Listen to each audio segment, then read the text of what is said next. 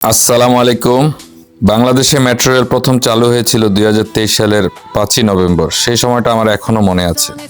2023 সালের ডিসেম্বরে আমি প্রথমবারের মতো মেট্রো রেলে চড়েছিলাম। কেমন একটা আনন্দ, উত্তেজনা আর গর্ব সব একসাথে হয়েছিল। তখন মেট্রো স্টেশনগুলো ছিল প্রায় ফাঁকা, মানুষ ঠিকমতো ব্যবহার করতে জানতো না, অনেকে এটাকে ঝামেলা মনে করত। স্টেশন জুড়ে ছিল এক ধরনের নীরবতা। আমি যখন ভিডিওটা করেছিলাম তখন মেট্রো স্টেশন এবং ট্রেনের ভেতরেও দেখা যেত খালি সিট, শান্ত পরিবেশ আর কিছু নতুন অভিজ্ঞতার মানুষ। কিন্তু আজকে যখন মেট্রো রেলে উঠি পুরো দৃশ্যটাই বদলে গেছে। এখন কানায় কানায় ভরা স্টেশন, প্ল্যাটফর্ম, কোচ, সব জায়গায় মানুষের ভিড়। বসার জায়গা তো দূরের কথা, দাঁড়ানোর জায়গাটুকুও পাওয়া যায় না, কানায় কানায় ভর্তি থাকে।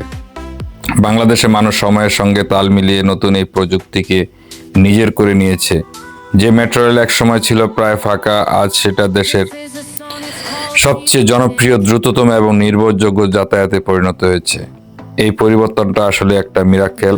একটা দেশ, একটা শহর এভাবে বদলে যেতে দেখে সত্যি আমার গর্ব হয়। বাংলাদেশ এগোচ্ছে আর আমরা সেই পরিবর্তনের সাক্ষী হয়ে আছি। ধন্যবাদ সবাইকে ভিডিওটা দেখার জন্য।